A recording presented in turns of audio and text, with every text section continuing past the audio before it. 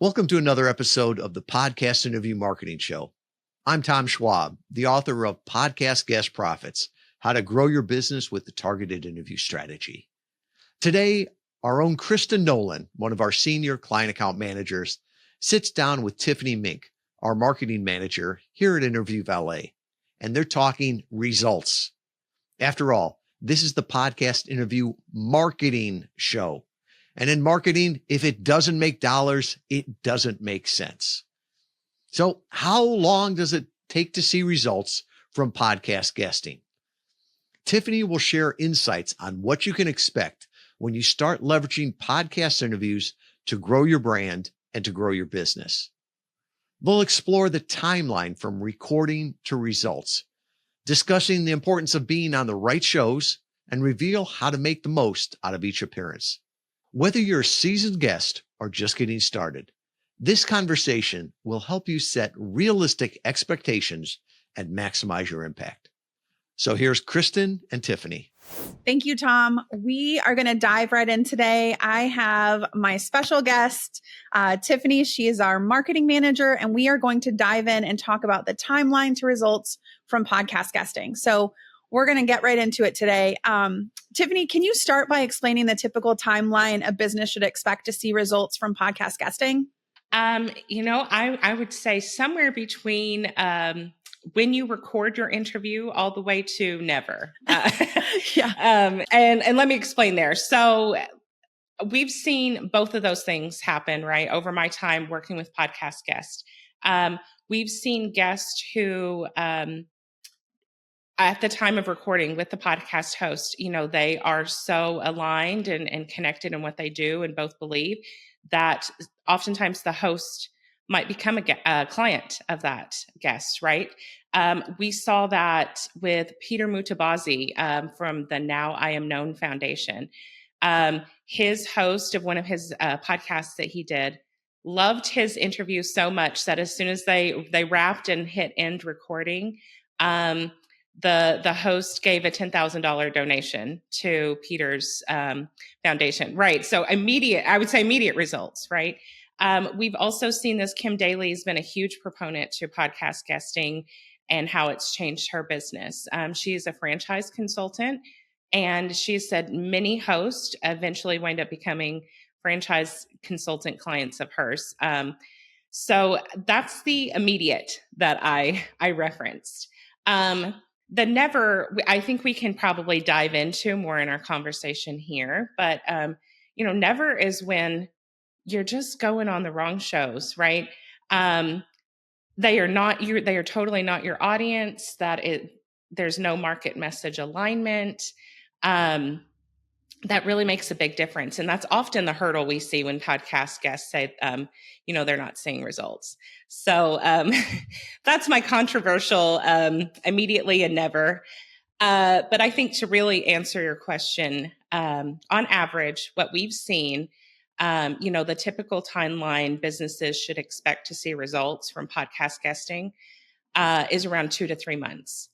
And that's from nearly a decade of tracking data on 75,000 plus interviews. It takes about 2 to 3 months. When we say 2 to 3 months, can you break that down? Why does it take so long? That sounds really long, right? But if you think about it that sounds really long, right? But if you think about it along this timeline, then it'll make more sense. So, and that 2 to 3 months is from that initial talking to the host to your interview going live. So, and again, what we found from tracking data from nearly 75,000 interviews is that that introduction with the host to them inviting you onto the show is usually about 7 days or less. I think that's normal, right? A business week. And then from the invitation to recording, average is about 30 to 55 days. We say it like this. The best podcasts are like doctor's offices and restaurants, right? If there's a wait, that's usually a good sign. So if they're saying it's that long between, when you can get on their schedule, don't be offended by that. That's actually a good thing. That means they're a place where people want to be. And then the next step from recording to that interview going live, again, is anywhere from 15 to 55 days. Many hosts batch record, right? They don't want to be frantically trying to find an episode for next week to publish, right? So, and again, that means they have good, solid content. That means that host is invested in the show, that they're working hard to provide quality material to their listeners. So again, these are all positive things. But I think guests, when they hear that 2 to 3 months, are kind of shocked, kind of a sticker shock at that. Like, why? Yeah, absolutely. But if you look at I it know that way, on a previous podcast that I did with Kate DeLeo, her advice was especially for our authors, right? When you're promoting a book, she said, start early, right? She said, start 6 months prior to the release. Go ahead and get that content out there. And so you can align it with when the book is going to be released. So I would definitely advise clients to say, hey, if you're utilizing this as a resource to promote a book, let's start, 3 to 6 months out so we ensure that we can sort of target those podcasts to be aligned with the release of the book. Another thing that I think sometimes people, don't understand is how does this vary in other marketing channels, right? Can you give us some insight on, what you can expect amongst different channels? Absolutely. And I'm going to apologize to our listeners if they hear some noise. I live very close to a military base and our jets are very active today. The sound of freedom, right? Yes, exactly. They used to make a lot of guest appearances in our LinkedIn lives. And so I've just learned to roll with it. So I apologize if everyone can hear that.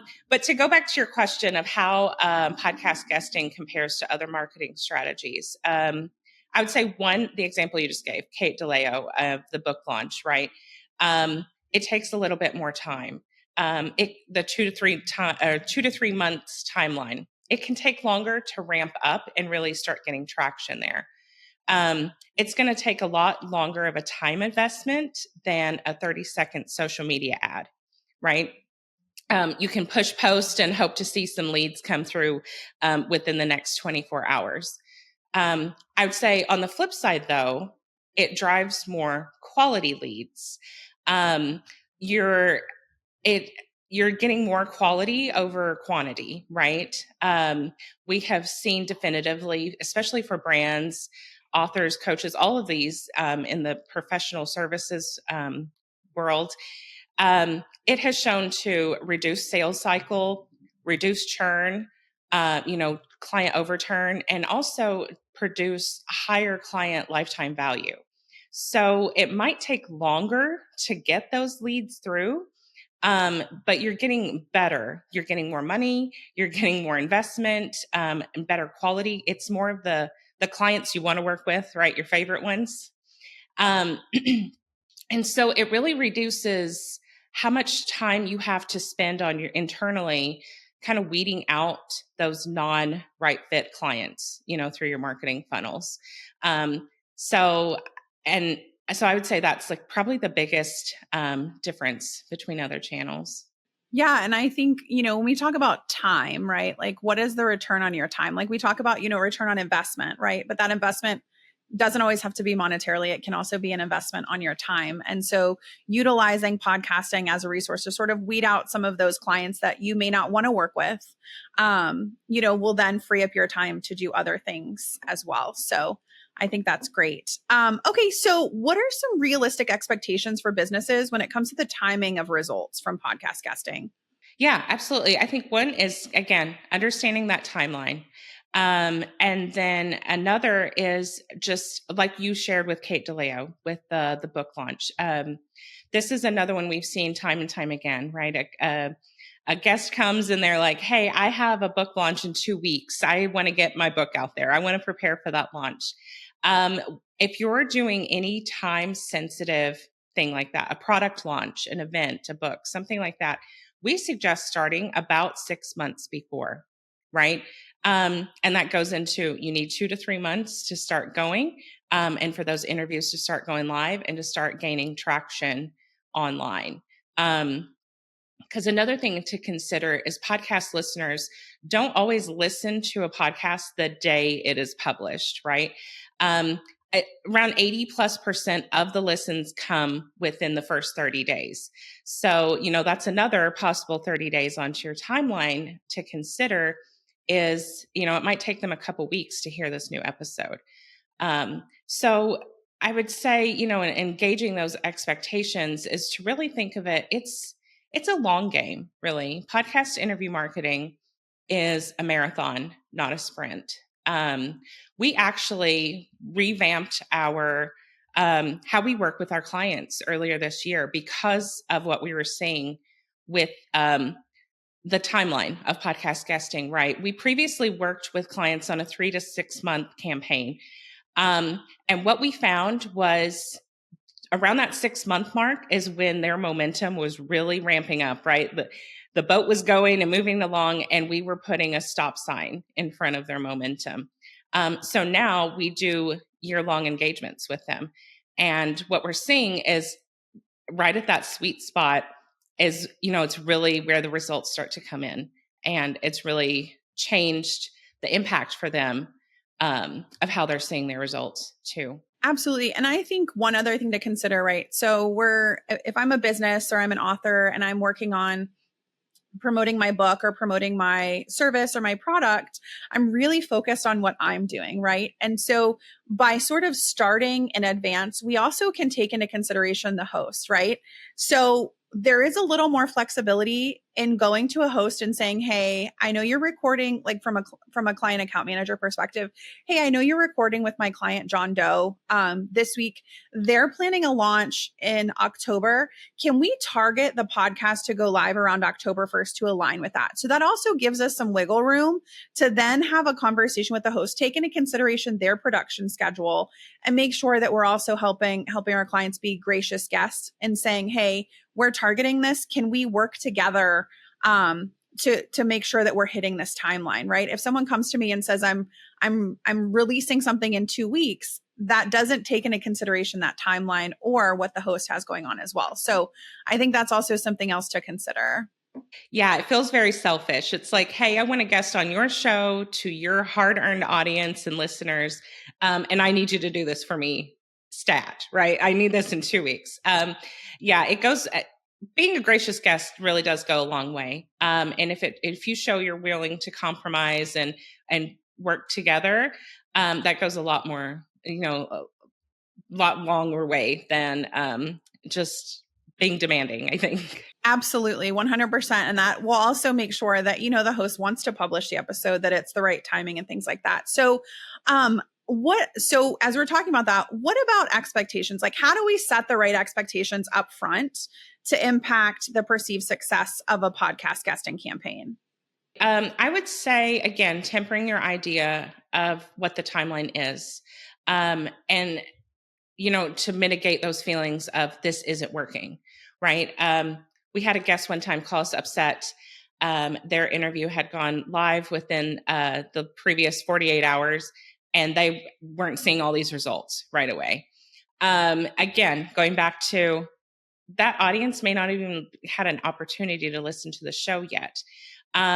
So I think having that expectation of what to expect, again, going into it as a long game. It is not a overnight success thing. It does happen, but that's not always the case. And then also, kind of like you touched on there, of knowing that if you invest time with the right shows and promoting your interview, I think is another way to gauge your expectations there.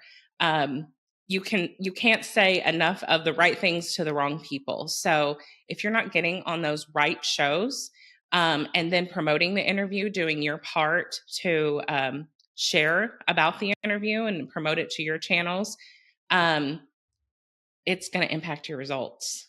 Yeah. And I think, if you're investing the time and effort into being a guest on podcasts, it seems silly not to take those extra couple of steps to ensure that you're promoting it, that you're repurposing the content, that you're, connecting with the host. Because I think there are a lot of people that, their goal is, I just want to go out and I want to do all these podcasts and I'm going to show up and I'm going to be a good guest, but I'm not going to do any of the other things. And then they wonder why they don't see those results. And so I think that's a great point to make, is that it really isn't just showing up. It's also what you do after you show up. Okay. So what factors can influence how quickly a business might see results from their podcast guesting efforts? I would say, there's factors you can't control, right? You can't control the show's timeline, when they say yes, all of those things. So you should be, as a guest, focus on what you can control. Number one, key to all of this, the rest of it working, is guesting on the right shows. Like we said, some guests never see results, and that's usually because they're on the wrong audience. Is your ideal client listening to that show? Is that a message they care about? Is that a show they care about? That's your number one. Look at, is there a breakdown in the system somewhere on my side? And then number two, going directly, relating to what podcast guesting at its core is, are you going on that podcast as a sales pitch, right? Are you transaction focused? I'm just here to make a sale. Audiences don't like that, right? They don't want a 45-minute infomercial. Podcast interview marketing goes better with relationship focused, right? It's about building genuine connections and relationships. Because again, it's a long game, right? This is a long-term commitment. And that's why it works so well with high relationship, high touch sales, right? The consultants, coaches, authors, things like that. People where having a more than a surface level connection is really important. So I would say that's two big factors early on that you can do to kind of increase your timeline to results. And then I think we discussed this a little bit, but I want to dive a little deeper into it. But what steps can a guest take after a podcast to really maximize their impact, maximize their exposure and the value of the conversation? I think the next step from there, right? You're doing this great interview on a great show. And then this is usually where guests fall, break the chain here. Did they build a bridge between that show back to them somehow, right? A genuine connection. Again, we're talking genuine connections here. This is where guests usually drop the ball, and it's not their fault, right? They don't even think about it this way. But this is where we always recommend a podcast interview welcome page, right? It's an easy link back to your site you can share during the interview. That's going to drive that. It gives a connection from that podcast show over to your website. And it gives you the guest a way to just connect and engage on a personal level with those listeners, and the opportunity to meet them where they are, right? Whether that's resources or guides or even book a discovery call now, whatever that might be, where they are. I think that's the best way to maximize that impact and really, get more exposure and value. Absolutely. I think sometimes people also forget, like when people listen to podcasts, it's usually in the car on the way to work, working out, taking a run, cleaning your house, whatever that looks like. And so people are typically multitasking. So giving them a reason to go back and search for you on taking a problem that they have and finding a solution for them will only enhance that. And I know we do a lot around our calls to action and things like that. You'll have to find our previous episode about our marketing funnels. But really having reasons to have them go visit your site, right? And we never want to say, go visit my site and sign up for my email, right? Nobody wants to do that. So really having a compelling reason that will offer them a solution to their problem to get them to go to that webpage. Now, I've had many clients come to me and say, hey, I'm not seeing the results. And I'll go through and I'll listen to the episodes and I'll say, Well, you didn't mention a welcome page. People have no idea where to find you. The whole purpose of this is so that people know where to find you, what you offer them, and what problem you can help them solve. And so if you're doing those things, I think you're going to see much more of an impact in terms of guesting and things like that. So how do we have a way, or how can we tell if your efforts are effective in driving results in terms of a long-term impact? Like, do you have any tips for maintaining momentum over time? Yeah, I would say, over time, we're talking about, are you promoting and repurposing the interview is number one, right? If you break it down of how much content you can get from just one interview, into blogs or reels for social media or social media posts, audiograms, all these things, that's a great way to get that long-term impact. And then another way internally, how are you tracking your lead gen so that you can, definitively say, this interview or podcast guesting is working? The welcome pages, again, is a great way because you can easily, through your Google Analytics or some other tracking like a Hotjar, you can track page visits over time. And so personally, our founder, Tom Schwab, has done tons of interviews himself. He always has a welcome page for all of his interviews. And I still see hits on his pages from interviews that were 5+ years ago. So in terms of long-term impact, he's probably long moved on from that recording, and there's still people that are finding it online, through whatever they're searching for or looking at.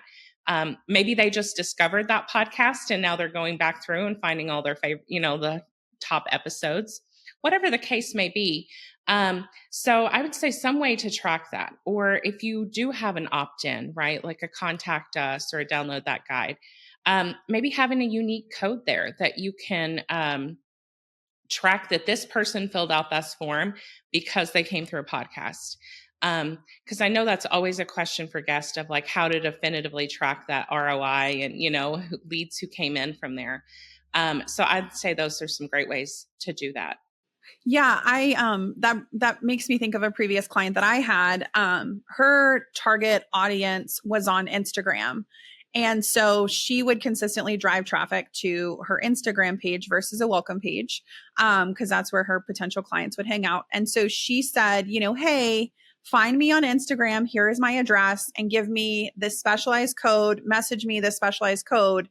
And then that way she could also track that way. Now, obviously that's probably not manageable in terms of like large scale, but you're able to also see kind of where the traffic is coming from. And I also had another client that she was a coach, and she would utilize the information to see the traffic to the welcome page and how that correlated with important topics that she would then share with her potential clients and say, this is really most relevant and things like that. So she could sort of use it also in a way that like helped her business and what she was talking about with her clients or potential clients. Okay, so what should businesses do if they aren't seeing the results they expected within the timeline they had hoped for? This is a great question. I would say just like any other marketing effort in your business, you can't do it halfway and expect full results, right?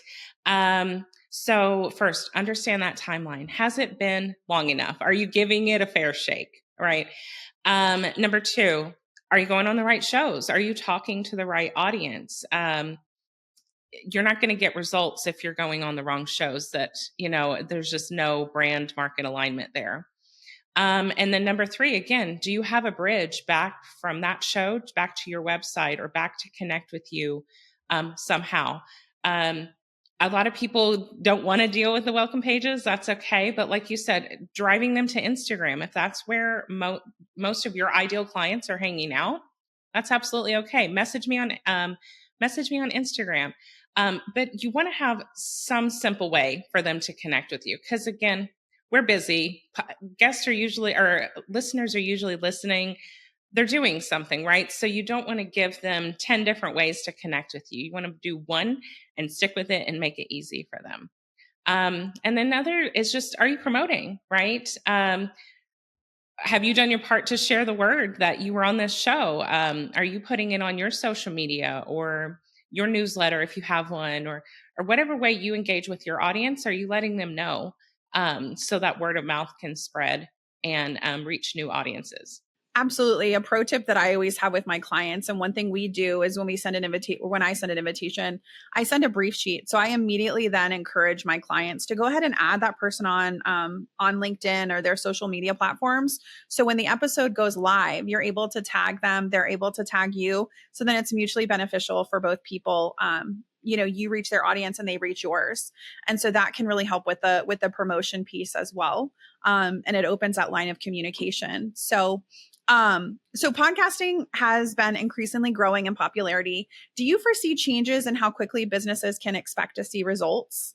Yeah, so a few things there. I would say using history as our guide, right? Podcasting recently turned 21 this a few months ago. So, in terms of its longevity, it's relatively new. Interview Valet has been around half that time, so about a decade of its 21 years. It has rapidly changed since our inception. Really, it's just rapidly growing. And then it has been on a continuous incline since it launched. And 2020 really skyrocketed consumer interest. So I would say with that, over time, we're going to see the increasing number of listeners, younger, broader audiences, maybe audiences that weren't previously listening to things like NPR, right? It's now more casting to appeal to all audiences. With more listeners comes more opportunity, right? That's great. But also, I think with that's going to become more competition. So it might be difficult for guests to enter the game later, Earlier this year, we saw from Pod Pros released earlier this year that there's roughly around 113,000 podcasts seeking guests. But on the other side, there's around 2.6 million guests seeking podcasts. So already it's kind of competitive, and I think that's going to grow. And so, having a liaison or, a podcast broker, if you will, to help get you in the door and help you stand out, might become more of a necessity than a frivolous want right now. So that's kind of my projection on that. Yeah, I definitely agree with that. I think that as we see, growth, there's also opportunity. And I think, the early adopters, right? When we think about those early adopters, those are the ones that tend to be the most successful because they saw something early on before, it kind of got bigger, right? So before we wrap up here today, what advice would you give to businesses starting podcast guesting today in terms of patience and persistence? I would say those two words right there. Have a little patience, have a little persistence, and also treat it like any other marketing channel in your business. I think including it as your ongoing marketing pie, right? I'm not saying you have to be doing 5 interviews a week to see results, but maybe just doing 1 or 2 interviews a month to get that ongoing brand awareness, authority, exposure, all of that online. Keep your SEO up, right? Keep you top of Google searches. Another is just, you're keeping a strong eye on your intention and your strategy, right? Your effort is going to be a product of your results. So if you're being intentional with what your goal is for doing podcasts, and then having a strategy behind it of how you're going to execute it, that's really the difference between guests who see no results and guests who see great results. And also just the ability to pivot. Marketing as a whole, it's never one and done, right? You set it and forget it. Tweak it over time. Look at it every quarterly, reevaluate. Is there something I'm missing? Is there a way I could have done? What could I have done better last quarter, and how can I do better? Next quarter, kind of thing. And I think partnering, right? So I as a client account manager see my clients as partners. And I think it's really important to find a partner that is an expert in that field of podcast guesting, and really honing in and picking their brains on, what does that look like? Like, one of the things that I love is when my clients come to me and say, can you help me with the promotion piece? Can you help me understand this part of it? Because as you said, we've been doing this for, 10 years or so. And so it's really like, you would never hire a plumber to come in and do something at your business, right? You would hire them, for a specific thing.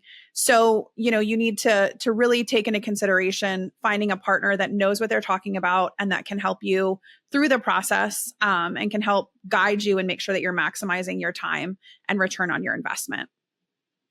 Well, awesome. Thank you so much, Tiffany. I've really enjoyed our conversation today, and have a good day. We'll talk soon. What a valuable conversation with Tiffany and Kristen. They really broke down the timeline for seeing results from podcast guesting and emphasizing how this is the long game. It's a marathon, not a sprint. See, podcast interviews aren't a silver bullet, but they sure are a powerful marketing channel, a long-term strategy that can bring incredible results when done right. Now, here's your next step. If you're planning to launch or looking to increase your brand visibility, don't wait. The sooner you get the message out there, the better chances you have of aligning and achieving your goals. And don't forget, promote, repurpose, and connect with your host to make the most out of every opportunity. Stay strong. The world needs to hear you now more than ever.